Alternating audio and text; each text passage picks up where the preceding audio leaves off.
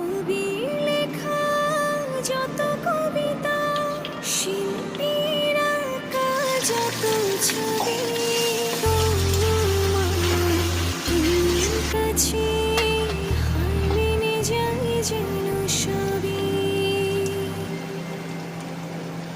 সাঁঝের বেলার রাঙা গধূলি, বর্ষাকালের ভরা নদী, তোমার কাছে নেমে যায় যেন সবই।